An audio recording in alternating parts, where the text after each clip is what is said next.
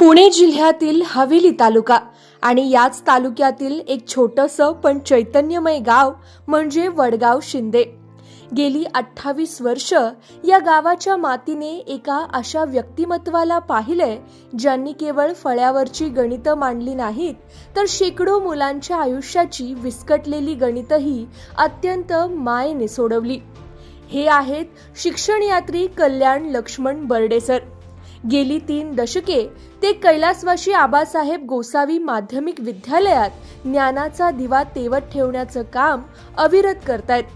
त्यांच्यासाठी अध्यापन हा केवळ व्यवसाय नाही, तर तो एक ध्यास आहे। आज या शाळेतून बाहेर पडलेले शेकडो विद्यार्थी समाजात मानाने जगतायत। कुणी इंजिनियर झालं, कुणी डॉक्टर, तर कुणी आदर्श नागरिक। या प्रत्येकाच्या यशाच्या गणितात बर्डे सरांच्या मार्गदर्शनाचा वाटा सिंहाचा आहे। कल्याण बर्डे सर यांचं मूळ गाव सोलापूर जिल्ह्यातील माढा तालुक्यातील भेंड। सरांचं बालपण सुखासीन नव्हतं। आई वडिलांची परिस्थिती अत्यंत हलाखीची, 2 वेळच्या अन्नाची भ्रांत, पण डोळ्यात मात्र शिक्षणाचं स्वप्न होतं। शिक्षणाची ओढ इतकी तीव्र होती की शाळेची फी आणि पुस्तकांसाठी त्यांनी पंढरपुरात विठ्ठलाच्या चरणी येणाऱ्या वारकऱ्यांना गंध लावण्याचं काम केलं। भक्तीच्या या वातावरणात कष्टाचा प्रसाद मिळवत त्यांनी आपलं माध्यमिक शिक्षण पूर्ण केलं। नुसतं गंध लावून भागणार नव्हतं, मोठे होताना जबाबदाऱ्या वाढल्या। मग सरांनी मागे पुढे न पाहता रोजगार हमीची कामं केली। अंगातून घामाच्या धारा वाहत असतानाही त्यांच्या हातातून पुस्तक सुटलं नाही। भेंडमध्ये प्राथमिक, पंढरपुरात माध्यमिक आणि बार्शीच्या महाविद्यालयातून त्यांनी उच्च माध्यमिक शिक्षण जिद्दीने पूर्ण केलं। शिक्षणाची शिदोरी गाठीशी बांधून बर्डे सर नोकरीच्या निमित्ताने वडगाव शिंदे येथे स्थायिक झाले। इथेच त्यांच्या आयुष्याचं खरं ध्येय त्यांना सापडलं। त्यांनी स्वतःला केवळ एका शिक्षकाच्या भूमिकेत मर्यादित न ठेवता संपूर्ण आयुष्य विद्यार्थ्यांसाठी वाहून घेतलं। आज शेकडो विद्यार्थ्यांसाठी कल्याण बर्डे सर हे केवळ एक नाव नसून ते एक ऊर्जा स्रोत आहेत। ज्यांनी शून्यातून विश्व निर्माण केलं तेच खऱ्या अर्थाने इतरांना प्रकाश देऊ शकतात, हे सरांनी आपल्या कर्तृत्वातून सिद्ध केलंय। कानावरती अशी बातमी मिळाली आहे की सरांचा हा निरोप समारंभ करण्यात येत आहे आणि सरांनी खूप कष्ट घेतले आमच्यासाठी। आजपर्यंत शाळेसाठी सुद्धा तेवढेच कष्ट घेतले। विद्यार्थी कसं चांगला होईल म्हणजे याचाच पुरेपूर विचार केलाय सरांनी। आणि गणित सुद्धा सर खूप छान प्रकारे शिकवतात। म्हणजे कोरोना आधी काही म्हणजे जास्त गणितातलं येत नव्हतं, परंतु सर आल्यापासून सरांनी अतिशय प्रेमाने, कधी राबवून, कधी समजावून, खूप खूप वेळा समजावून सांगितल्यानंतर खूप आता गणित आमचं सुधारलंय। माझं सुद्धा गणित खूप छान झालंय। मला सुद्धा गणितामधल्या खूप काही भूमिका येतात, त्यातले काही प्रश्न अडले तर आम्ही सरांना पुन्हा जाऊन विचारतो। अजून सुद्धा म्हणतात की अजून तरी काय अडलंय तसं सांगा, आम्ही तुम्हाला सांगतो, मी आहे, टेन्शन घेऊ नको। हे असे बारीक बारीक शब्दांनी का होईना आम्हाला खूप आधार मिळतो आणि त्याचमुळे आज आम्हाला गणित हा विषय सोपा जातोय। आम्हाला आता सर चाललेत त्या बाबतीत आम्हाला खूप हळहळ वाटते, मनाला खूप वाईट वाटतंय। आणि आमची अशी इच्छा आहे की सरांनी अजून तरी 2-3 वर्ष शाळा सोडून नाही गेलं पाहिजे। तरी सुद्धा आता सर जाणार आहेत, तर असे एक मनाला अशी खूप भावना ती अशी टोचतीये। परंतु सर आम्हाला असे शिक्षक लाभले हे आमचे भाग्यच। सरांनी त्यांच्या या संपूर्ण कार्यामध्ये एक मुलांना नेहमी एक मार्गच आपल्या आयुष्याचा घडवण्याचा मार्ग कसा दाखवता येईल तो प्रयत्न केला। सरांचं मध्ये कधी ओरडणं असेल, सरांचे अक्षरशः डोळे जरी बघितले तरीच मनात भीती वाटायची की सरांचे डोळे बघूनच एखादा मुलगा किंवा विद्यार्थी असेल तो त्या ठिकाणी शांत व्हायचा। की सरांनी ज्याप्रमाणे 3 वर्षात मला जी शिस्त लावली किंवा बाबा जीवनात असताना आपण काय केलं पाहिजे, काय गोष्टी टाळल्या पाहिजे, याचा मला नक्कीच आता खूप पुरेपूर फायदा होत आहे। ज्याप्रमाणे मी आता मोठे क्लासेस वगैरे असेल किंवा इतर ठिकाणी मी जातो सार्वजनिक ठिकाणी, तर त्या ठिकाणी गेल्यावरती एक माझी भूमिका काय आहे बाबा, किंवा मी त्या ठिकाणी जाऊन कसं राहिलं पाहिजे, उत्तरदायित्व माझं असलं पाहिजे, किंवा समाजात असताना एक समाजाचा भाग म्हणून मी समाजात वावरताना माझं कर्तव्य काय, तर या सगळ्या ज्या गोष्टी आहे ना त्या आपण एक पाया म्हणतो ना, तो एक शाळेतूनच शिकत असतो. आणि खरंच हा पाया जो भक्कम करण्याचा प्रयत्न या सरांनी आमच्या खूप चांगल्या प्रकारे केला आहे. त्यामुळे आता सरांच्या या अशा खूप साऱ्या मौल्यवान कार्यामुळे मला असे माझ्या पुढील जीवनाची वाटचाल करताना मला असं वाटत नाही मला कोणत्या गोष्टीची कमतरता झाली. कल्याण बर्डे सर यांनी आपलं संपूर्ण आयुष्य विद्यार्थी घडवण्यासाठी समर्पित केलंच, मात्र त्यासोबत शिक्षण क्षेत्रातील अन्यायाविरुद्ध लढण्यासाठी एक भक्कम व्यासपीठही उभं केलं. स्वतः विनाअनुदानित तत्वावर काम करत असताना हक्काच्या अनुदानासाठी त्यांनी जो खडतर संघर्ष केला तो आजही अनेक शिक्षकांसाठी प्रेरणादायी आहे. विशेष म्हणजे स्वतःच्या शाळेला अनुदान मिळाल्यावर स्वस्थ न बसता त्यांनी इतर शिक्षक बांधवांना न्याय मिळवून देण्यासाठी पुणे विभागाचे माजी आमदार दत्तात्रय सावंत सर यांच्यासोबत विविध आंदोलने, निदर्शने आणि आमरण उपोषणात सक्रिय सहभाग घेतला. शिक्षण क्षेत्रातील त्यांच्या या योगदानाची दखल घेऊनच त्यांना राज्याचे विविध प्रतिष्ठित आदर्श शिक्षक पुरस्कार देऊन गौरवण्यात आले. आज ते पुणे मुख्याध्यापक संघाचे उपाध्यक्ष आणि महाराष्ट्र राज्य शाळा कृती समितीचे राज्य कोषाध्यक्ष या जबाबदारीच्या पदांवरून शिक्षकांचे प्रश्न अत्यंत आक्रमकपणे आणि कौशल्यपूर्ण रीतीने मार्गी लावतायत. पण पहिल्यापासून एक लीडरशिप करणे हा गुणधर्म म्हणजे अंगामध्ये होताच म्हणायला काय हरकत नाही. कुठल्याही कॉलेजला असताना लीडरशिप केली, बीएडला असताना लीडरशिप केली आणि त्याच्यानंतर शिक्षक झाल्यानंतरही दत्तात्रय सावंत, माझे आमदार दत्तात्रय सावंत सर असतील यांच्या माध्यमातून यांच्या बरोबर आतापर्यंत ही लीडरशिप करत आलेलो आहे. शिक्षणाचा इथला जे प्रवास आहे हा झोपडीतला संसार म्हटल्यासारखं चालेल, म्हटलं असेल तर वावगं ठरणार नाही. आणि हा झोपडीतला संसार करण्यामुळेच ह्या संघटनेमध्ये गेलो आणि संघटनेत पुन्हा काम करत राहिलो.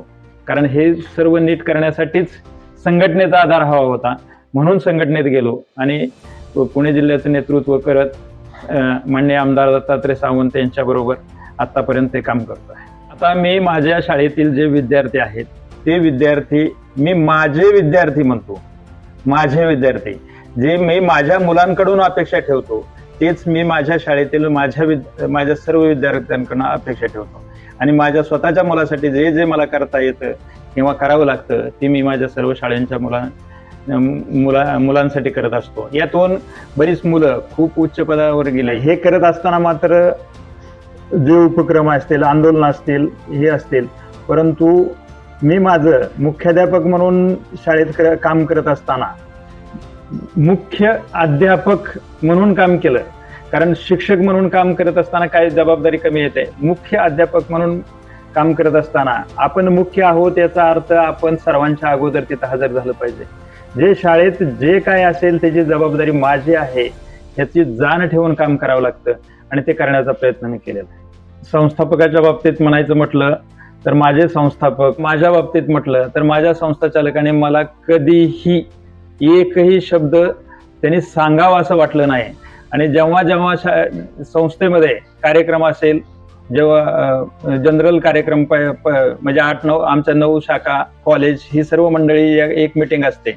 त्या मीटिंगमध्ये जेव्हा मी जे काही सांगायचो माझे संस्थाचालक त्यांच्या भाषणामध्ये मी सांगितलेल्या 3-4 वेळा तरी माझं नाव घेऊन सांगायचे, याने म्हटल्याप्रमाणे अशा शाळा चालवल्या पाहिजेत किंवा शाळेत असं काम केलं पाहिजे असे सांगायचे. कल्याण बर्डे सरांच्या आजच्या यशामागे त्यांच्या कुटुंबाचा फार मोठा वाटा आणि त्याग आहे. ज्या काळात सर विनाअनुदानित तत्वावर काम करत होते तो काळ आर्थिकदृष्ट्या अत्यंत आव्हानात्मक होता. मात्र अशा कठीण परिस्थितीतही त्यांच्या पत्नीने डगमगून न जाता घराची जबाबदारी स्वीकारली. घर चालवण्यासाठी माझ्या पत्नीने चक्क शिलाई मशीन चालवून संसाराला हातभार लावला असे सर आजही मोठ्या अभिमानाने सांगतात. पत्नीच्या या खंबीर साथीमुळेच ते आपल्या ध्येयावर लक्ष केंद्रित करू शकले. आज सरांनी यशाचं शिखर गाठले, पण हे यश पाहण्यासाठी त्यांचे आई वडील हयात नाहीत. ही सल त्यांच्या मनात कायम आहे. आई वडिलांचा वाटा म्हटलं तर मी माझं सर्व श्रेय मी माझ्या वडिलांना देईन. कारण माझे वडील जर तुम्ही आता ते हयात नाहीत, आज ते असायला हवे होते, ते आज असते तर त्यांना किती आनंद झाला असता हे मी सांगू शकत नाही. वडिलांकडून एकच गोष्ट शिकलो, कधीही खोटं बोलायचं नाही. आणि आपण जे संघर्ष करतोय, जे वाटचाल करतोय, त्या वाटेवर जात असताना आपण जर रास्त मार्गाने जात असेल तर कुणाची फिकीर करायची नाही, सरळ चालत राहायचं. तो स्वभाव खूप प्रेमळ आहे आणि सर्वांना मिळून मिसळून घेणे. ते दिवस काही हालाखीचेच होते. सुरुवातीला 6-7 ब्लाऊज शिवायचे दिवसाला. त्यावेळेस किती 20 रुपये शिलाई असायची. तेवढ्यावर घर खर्च भागवायचं. काही छानच वाटतंय म्हणायचं. त्यांचं लक्ष सगळं शाळेवर असायचं ना. आमच्या मुलांप्रमाणेच ते बाहेरच्या मुलांवर प्रेम करायचे. गावातल्या खूप त्यांनी अनेक पिढ्या घडवल्या. ती मुलं पण खूप चांगली शिकली, काही मोठ्या पदावर गेली. ते घरी येतात कधी कधी, तेव्हा खूप छान वाटतं. त्यांचा अभिमानच वाटतो. त्यांनी 28 वर्षाच्या काळात कधीही कामात चुकारपणा केला नाही. जे काय आहे काम ते प्रामाणिकपणे केलं. घरातल्या महत्वाच्या कामांपेक्षा त्यांना शाळेची कामं महत्वाची होती. त्यामुळे ते घरातली कामं उद्या करतील पण शाळेचं आजच करून देतील. लहानपणापासून मी त्यांचं कार्य बघत आलोय. शाळेसाठी, विद्यार्थ्यांसाठी, राज्यातल्या इतर शिक्षकांसाठी खूप काम केलंय त्यांनी. म्हणजे आमच्यापेक्षा जास्त वेळ त्यांनी समाजकार्यासाठी दिलेला आहे असं म्हणता येईल. कारण की जेव्हा आम्हाला शाळेत असतील किंवा बाकीच ठिकाणी असतील, कधी त्यांना येता नाही आलं. कारण की बाकी आंदोलनं असतील, शिक्षकांसाठी कामं असतील, बऱ्याच गोष्टी असतील, सामाजिक कार्य असेल, त्यामुळे त्यांना या गोष्टीसाठी जास्त वेळ देता नाही आला. पण जेव्हा आज बाहेरच्या राज्यामध्ये जातो किंवा बाहेरच्या जिल्ह्यामध्ये जातो, दुसऱ्या कामासाठी सातारा असेल, कोल्हापूर असेल किंवा जुन्नर साईडला असेल, फक्त जाणार या कल्पनेने तिथून आधीच फोन येतात, घरी येऊन जावा, काय मदत लागली तर सांगा. अशा बऱ्याच लोकांचे फोन येतात, तुम्ही आले का नाही आमच्याकडे. म्हणजे त्यांचे मित्र असतील, त्यांचे सवंगडे असतील, जे कोणी त्यांच्या ओळखीचे असतील, त्यांच्याकडून खूप जास्त प्रेम भेटतं. ते पाहून असं वाटतं की जे कष्ट केलं त्यांनी ते हे फळ आहे. एक वेळ पैसा कमी कमावला असेल पण माणसं खूप जास्त कमवली आणि त्या गोष्टीचा मला अभिमान वाटतो. कल्याण बर्डे सर म्हणजे केवळ एक शिक्षक नव्हे, तर शिक्षण आणि सामाजिक क्षेत्रातील एक ऊर्जावान व्यक्तिमत्व. शिक्षण क्षेत्रातील आपल्या प्रदीर्घ अनुभवाच्या जोरावर त्यांनी संपूर्ण महाराष्ट्रात आपला एक स्वतंत्र ठसा उमटवलाय. आज ते जरी सेवेतून निवृत्त होत असले तरी त्यांचे ज्ञानदान आणि समाजकार्य हे अखंड चालूच राहील. शिक्षक हा कधीच निवृत्त होत नसतो. तो केवळ एका भूमिकेतून दुसऱ्या भूमिकेत प्रवेश करतो. हेच सरांच्या बाबतीत सार्थ ठरतंय. त्यांनी संघर्ष त्यांच्या वैयक्तिक आयुष्यातला तर तो ज्याला ज्याला कळेल त्याला चिंता वाटावी. आणि खात्रीनं कल्याणराव किती मोठा संघर्ष करत पुढे आले याचं औत्सुक्य वाटावं अशा पद्धतीनं कल्याणरावचा जीवनकाळ पुढे येताना मी पाहत आलो आहे. खात्रीनं शाळा हा एक मोठा विषयच होता. त्या शाळेचं अनुदान त्याहून मोठा विषय होता.